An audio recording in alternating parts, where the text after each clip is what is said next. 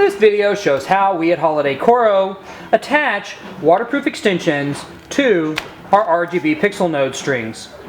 Now, several things to be aware of here. This is a 10-foot section. Most pixels can go about 15 to 20 foot in length before you have issues. So sometimes you may wish to start with a 5-foot extension as opposed to a 10-foot because you can always add in more as needed just by adding on with a compatible unit. Now we're also going to be attaching here some pixel nodes. These are WS2811 12 volts, so being 2811 they are 3-wire here.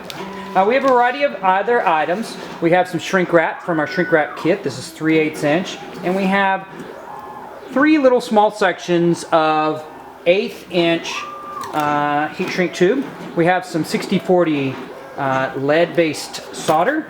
We have a little helping hands device. We have a butane torch from Harbor Freight, some dikes, and we here also attach a label so that remember what the order of the wiring is later and the voltage. Okay, so what we're going to first do is start off with cutting the cable. Now, normally these are extension cables, but extension cables are the perfect pigtail cables because you can cut them exactly the length you need coming out of the controller. So figure out what length of cable you need coming out of the controller and go from there.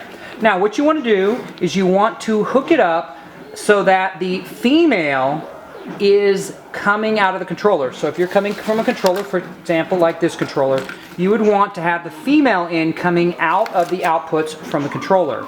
Why? It's sort of like a plug. Think about an outlet. Outlet is what supplies the power. It's always female. All the devices that plug into them are male. Okay, so once we've decided that, we're going to go ahead and pick a length. Again, keeping in mind that you don't want too much hanging from your computer, your controller. So in this particular case, we're going to be using 2 foot. So we have a little mark on our table here. I've selected 2 foot. I'm just going to go ahead and cut it in half. That's all there is to it. Now I am also going to take a knife and very carefully just come back and score the outside of the case. Now I'm going to do this on both halves. Now it's a little tight here. Go ahead and pull that off. You don't want to score it too much and damage the internal cables. Okay, so we're going to come back and cut this here. A little bit more. Alright, then once we have our, in this particular case, 3 wires, which is 2811, I'm just going to pull off, I'm just going to use my dikes here, pull off a little bit here, just to strip back enough. Now this is the male portion, so this will be hooking up to the lights. So generally I keep these fairly short, an 1/8 inch, no more than a 1/4 inch, just enough so we can connect into the light string. And then here on the controller end, I'm going to strip back just a little bit more, 3/8 of an inch or so, and I'm just taking these and running my fingers to keep all the wires together because you can short out controllers if they touch. So now we have our bare wires. Now the first thing we're going to do is go ahead and tin. I've got my soldering iron turned up and preheated already, and so I'm just going to go ahead and heat up the wire. Just touch on a little bit of solder. You want to heat up the wire, not the solder. Once the wire is sufficiently warm, it will just suck in that solder. Okay, and this is the process called tinning. Alright, now we're also going to come back here and we're going to tin our wires on our pixels. Now these pixels have a DI for data input, so make sure that the pixels you're using, you put the right correct side. So these are the input side. So I'm just going to go ahead and cut that off, which comes from the factory. Just get a nice clean connection here. Pull those off. And I'm going to go through the same process again, tinning these wires.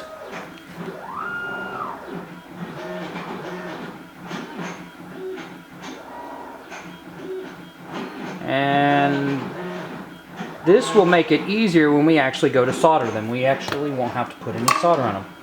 Okay, so now I have my cable's 10.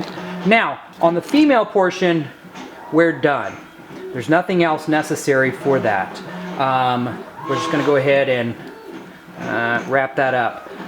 We are going to go ahead, as I mentioned, and put a label on that because we prefer to make sure that everybody is aware as to what is on there. And sometimes that next season, you can't remember 12 volt, 5 volt, which one was positive, negative. So these cables are heavy duty cables. They have a real logical wiring order. Red for positive, black for negative, data is yellow. And again, these are WS2811s. Okay, so first thing we want to do, you know you hate to forget this for those who've done it. Go ahead and start off with your over sheath.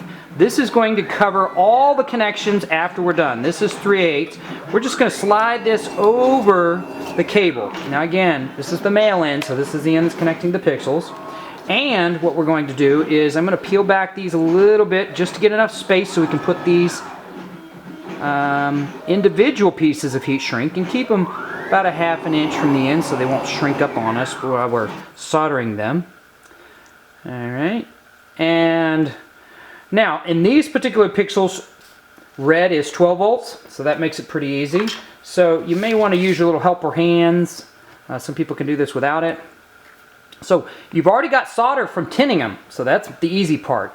So all I have to do is warm it up, get both halves warmed up, and let it set. Bam, done.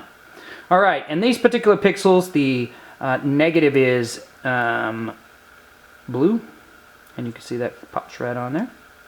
And my last one, yellow, is data, along with the white. Okay, so we've got those.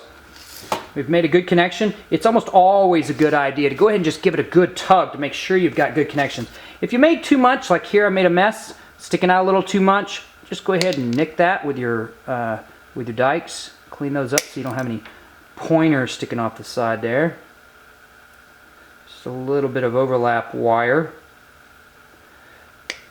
Okay, so now we're going to slide our 1/8 inch shrink wrap back over the connections, each individual connection, center them, and I'm going to take my torch here. Just don't need to fry them, just heat them up. You can see that they're now nice and cleanly all shrink wrapped in one pile. And I'm just going to pull this over. I'm going to leave about 1 inch over the actual cable here. Run this up and down, roll it as I'm running it up and down.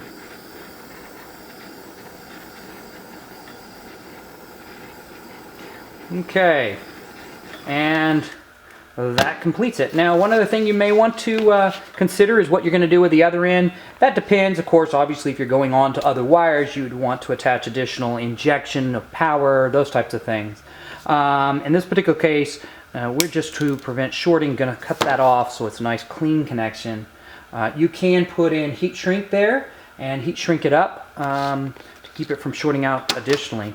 So there's your good connection. It's ready to go, waterproof. If you should need to go a longer length, the customer can always put an additional extension, as you can see, because this is male-female, and you simply just put an additional extension in there and you can make them longer. So often it's not a bad idea to go ahead and just start with shorter, for example, a 5-foot cable. And this is also, again, why extensions are pigtails.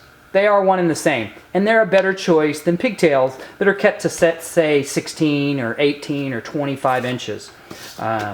That's how easy it is to do pixel strings with extensions to your controller.